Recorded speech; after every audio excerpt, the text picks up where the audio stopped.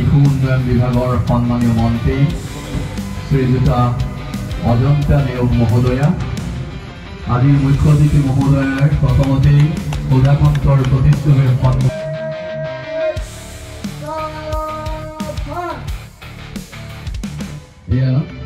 Sudhakantha Bharat Ratna doctor Bhupen হাজৰিকাদেৱক মন্ত্ৰীত্ব কৰিছে।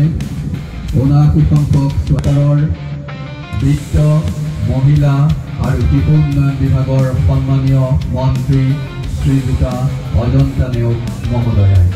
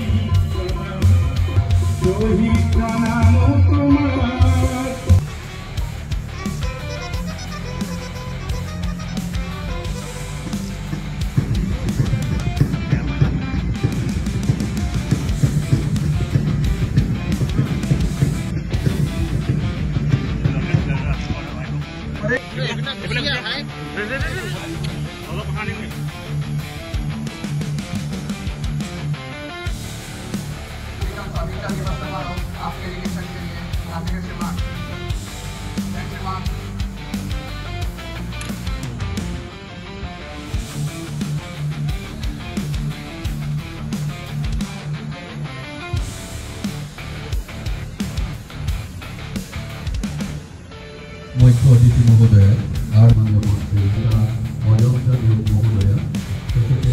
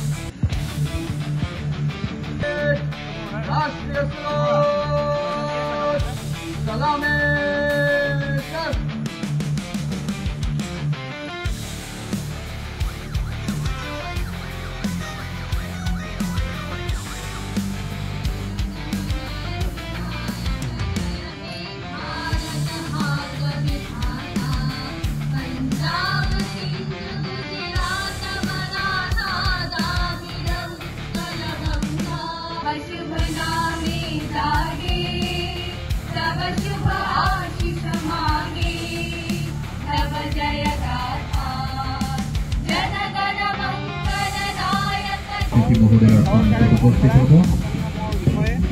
CRPF-ৰ পাছতে আছে শিৱসাগৰ CRPF। আমি সকলোকে হাত চাপৰ সৈতে তেখেতসকলক অভিবাদন জনাবৰ কাৰণে অনুৰোধ জনাইছোঁ। শিৱসাগৰ DEF প্ৰথমটি দলে ইতিমধ্যে মুখ্য অতিথি মহোদয়াৰ পাৰ হৈ গৈছে। দ্বিতীয়টি দল শিৱসাগৰ DEF, তৃতীয় দল 25th AP ONGC battalion Dimow পথাৰ শিৱসাগৰ, কুচকাৱাজৰ চতুৰ্থ দল হোমগাৰ্ড,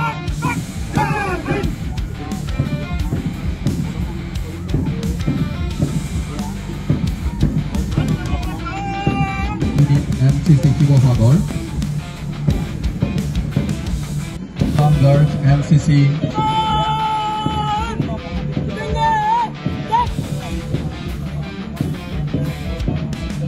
গড়গাঁও কলেজ ইতিমধ্যে পৰ্যায়লৈ উত্তীৰ্ণ কৰিছে। অষ্টম দল হিচাপে 49th Assam battalion naval MCC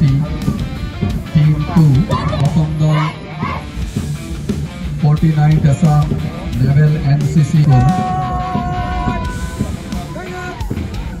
একাদশ স্থানত 49th Assam Naval Junior Wing Girls Shibohagar Gom HSNMP School. 11th Assam NCC Forestry Girls Higher Secondary School Shibohagar. ত্ৰয়োদশ স্থানত কৰ্মযোগী ৰাইট। পঞ্চদশ স্থানত কমলেশ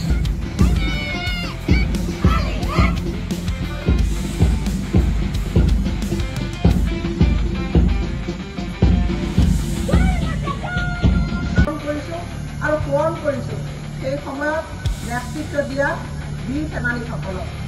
আজি এই পবিত্ৰ দিনটোত আমি সকলোৱে শ্ৰদ্ধাৰে সোঁৱৰণ কৰিছো সকলো মুক্তিযোদ্ধা, জ্ঞাত অজ্ঞাত মৃত জীৱিত যিসকলৰ ত্যাগ আৰু আত্মবলিদানেৰে আমি এখন স্বাধীন দেশ পাবলৈ সক্ষম হৈছো।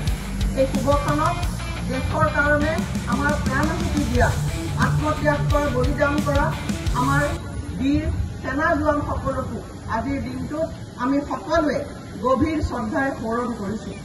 মই সোঁৱৰণ কৰিছো নেতাজী সুভাষ চন্দ্ৰ বসু, কনকলতা, কুশল কোঁৱৰ, মূলা গাভৰু, মুকুন্দ কাকতি, পিয়লি ফুকন, জীউৰাম দুলীয়া বৰুৱা, উমেশ্বৰ কাকতি, টিকেশ্বৰ বৰগোহাঁই, মুখেশ্বৰ গগৈ, মানিকী গগৈ, কুলধৰ চলিয়াকে ধৰি অসংখ্যজনৰ সংগ্ৰাম আৰু আত্মত্যাগ। এইখন দেশত এই মুক্তিযোদ্ধাসকলৰ আত্মবলিদান আৰু সাহসৰ বিনিময়ত দেশ মাতৃয়ে পৰাধীনতাৰ পৰা মুক্তি পাইছে। আৰু পুনৰবাৰ আজি এই পবিত্ৰ দিৱসত আমি সকলোলৈকে আমি সশ্ৰদ্ধ প্ৰণিপাত জনাইছো।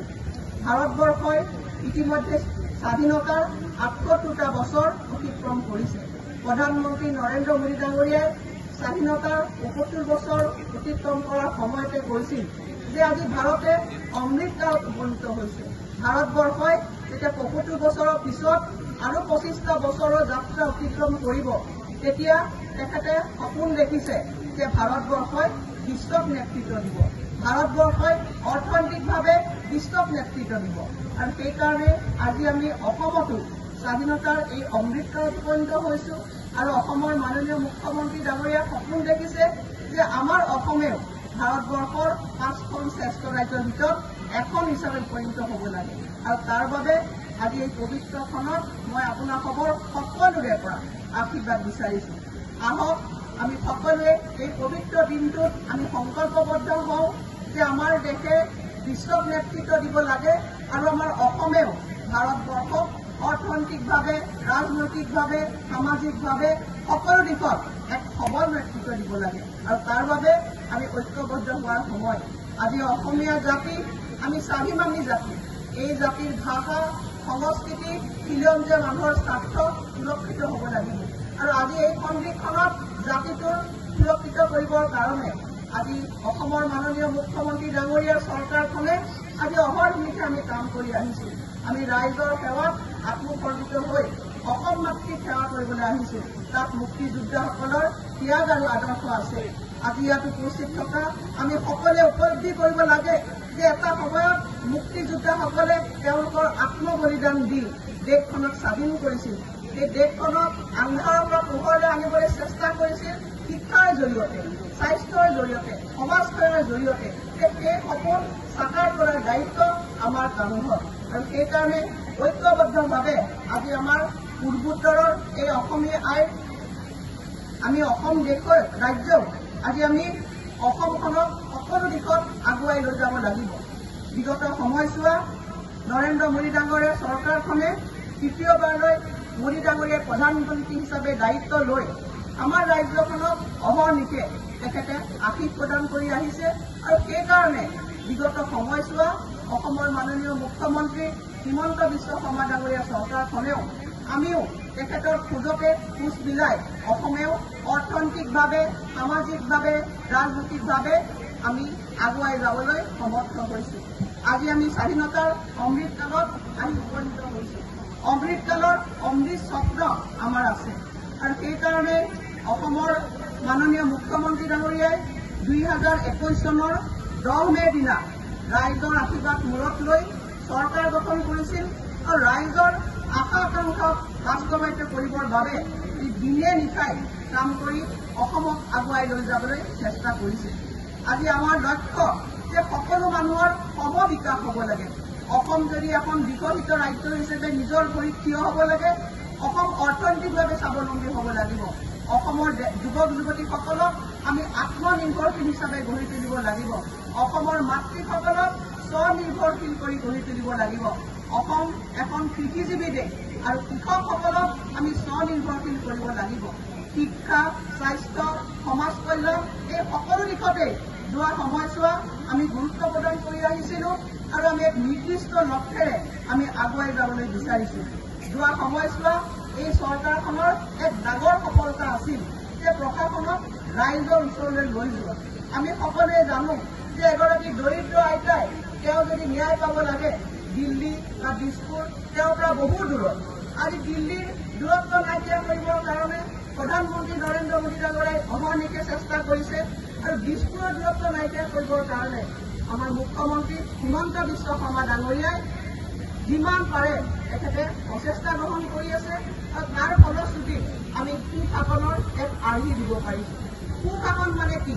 সমাজৰ একেবাৰে পিছৰজন ব্যক্তিয়েও চৰকাৰৰ পৰা ন্যায় আশা কৰিব পাৰে। গতিকে অসমত যি 3,40,00,000 আমি লোক আছো, এই লোকবিলাকৰ বিভিন্ন সামাজিক সমস্যা, অৰ্থনৈতিক সমস্যা, অসমৰ আৰ্থসামাজিক সমস্যাক আমি তিৰোগত কৰি আজি সুশাসনৰ জৰিয়তে অসম আগুৱাই গৈছে। আজি দিছপুৰ দূৰত নহয়, এনেকুৱা ধৰণৰ যাতে মানসিকতা মানুহৰ নাথাকে তাৰ কাৰণেও এই চৰকাৰখনে আমি অহৰ্নিশে কাম কৰিছোঁ। আপোনালোকে জানে যে অসমৰ মুঠ জনসংখ্যাৰ 49% মহিলা। যদি আমি মাতৃসকলক সবল কৰিব নোৱাৰোঁ, স্ত্ৰী শিক্ষাৰ কথা আমি কৰিব নোৱাৰোঁ, আমি বাল্য বিবাহ ৰোধ কৰিব নোৱাৰোঁ, এখন সুস্থ সমাজ কেতিয়াও গঢ় নুঠে।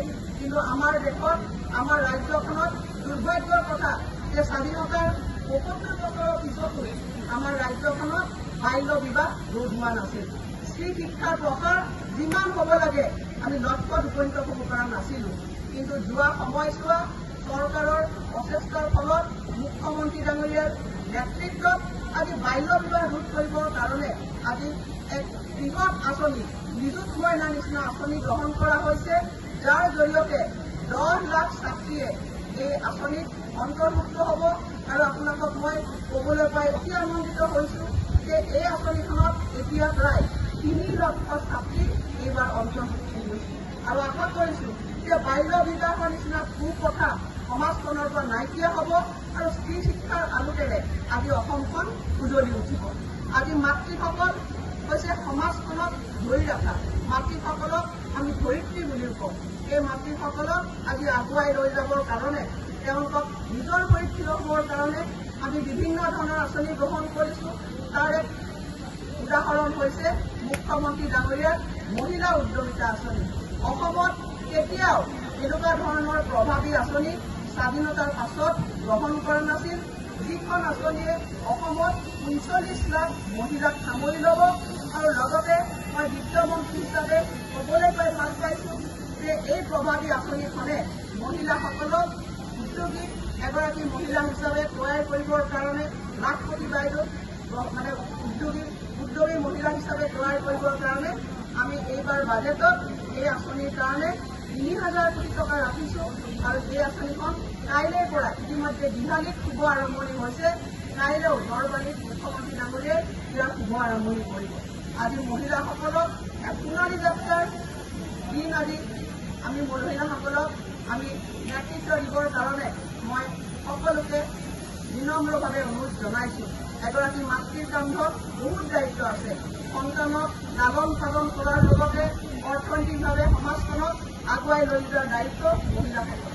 আইসকল, আহক আমি সকলোৱে মিলি এখন স্বাৱলম্বী অসম তৈয়াৰ কৰোঁ, স্বাৱলম্বী শিৱসাগৰ আমি তৈয়াৰ কৰোঁ।